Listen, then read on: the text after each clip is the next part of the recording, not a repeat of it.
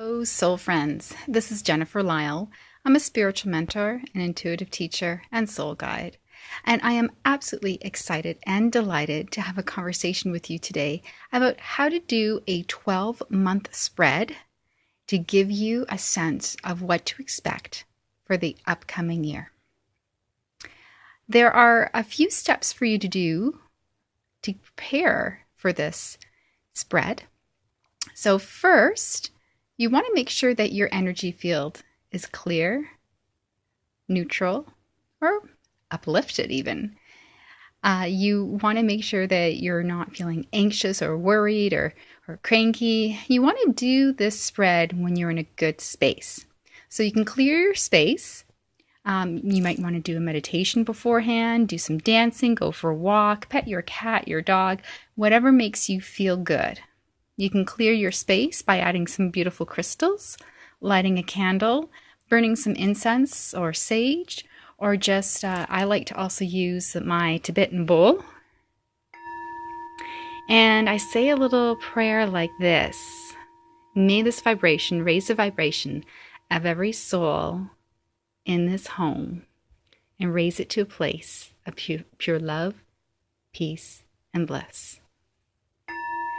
May this vibration raise the vibration of every soul in the community to a place of pure love, peace, joy, and bliss. May this vibration raise the vibration of every soul everywhere in the universe, every dimension, every time frame, every possibility to a place of pure love, joy, peace, and bliss.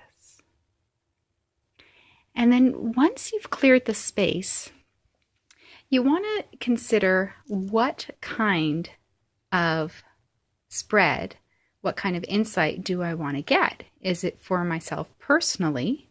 Is it for my business or my career? Is it for relationships? Is it for my health?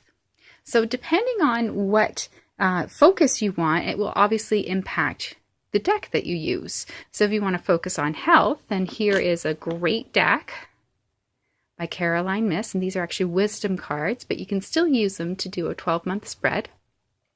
And you'll get different messages from the different types of decks that you can use. For this exercise, I'm going to use the Osho Tarot card deck because it is my absolute favorite deck. I find that you can use it for anything. It's very versatile, and you can get a lot out of the images and the messages within the booklet that's there. So I'm going to pause and get that deck all set up for us. So here is the Osho Tarot deck. Now I have cleared it, and I'm going to do an extra little knock.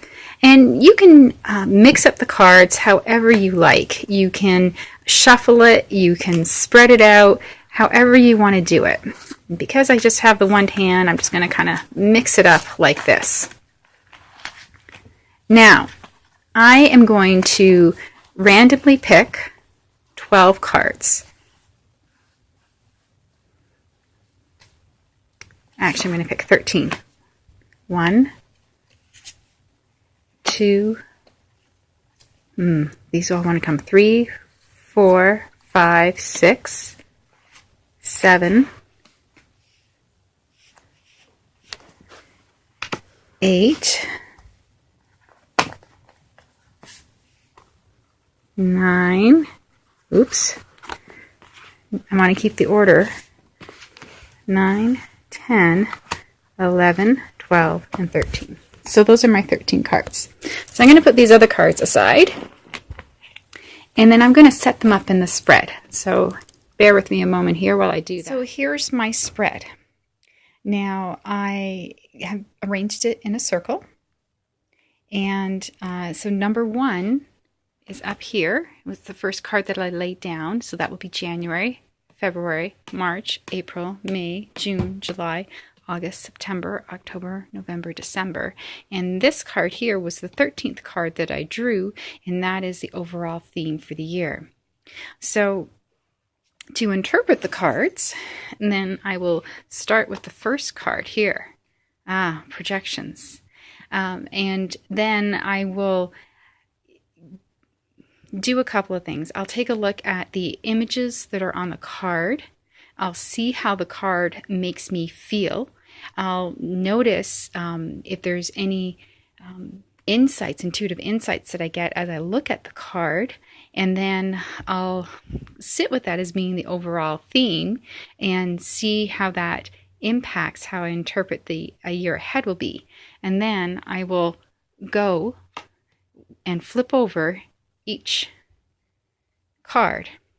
Now, when a card is inverted, it has a different meaning. And, well, actually, that depends on your personal belief system and the intention of the deck. Well, your personal belief will trump the intention of the deck because you're the one who's doing the interpretation. But I will take a different interpretation of this card because it's upside down. I'll look at the image as it appears upside down, and then I'll also take a look at the message that comes in the book that accompanies it. And I'll see what resonates for me for what that means as a reverse or opposite meaning. And then so it'll be January, February, March, April, May, June, July, August, September, October, November, and December. So what I'll do is I'll have a notepad out with me. I'll draw out the layout that I've done. I'll write down the cards that I've done, and then I'll make notes for each month, and then I'll see how the energy of each card and each message builds upon the other meanings. So for me, I'm looking at this for my life in general. You can look at it for, as I said, your career, your health, your relationships. You can focus on a particular area, but it is about getting present to the messages from the cards, getting present to who you're being when you are pulling the cards, because that's going to have a big impact on the cards that you draw, and also the ones that, how they interact and what kind of future you can create, because you are saying, based on who I'm being right now, what is the likelihood of the year ahead? What is going to come for the year ahead? So that's why it's important to clear your space, be calm, grounded, and present before you do a reading for yourself. So that is essentially, in a nutshell, how you would do a 12-month reading. Now, if you don't have experience with tarot cards and oracle cards, I do have a wonderful workshop. It's an e-course. I offer the workshop live just outside of Toronto in Canada, but I also have it as an e-course. I've recorded it at one of my previous workshops, and it's about how to develop your intuition through oracle cards and dowsing. And if that's of interest to you, I'll have that link for you below, and you will be able to explore that as a possibility. I would love to hear about your favorite decks, and if you found out anything interesting when you did your own spread for the year ahead. Now, you can do this in January, you can do this in December, you can do this at any point. If you wanted to do a 3-month spread, you can either pull a card for each month, or you can do a card for each week, depending on how in-depth you want to go. But it's really your intention. You can create a spread for whatever insights you want to get. I hope this has been helpful.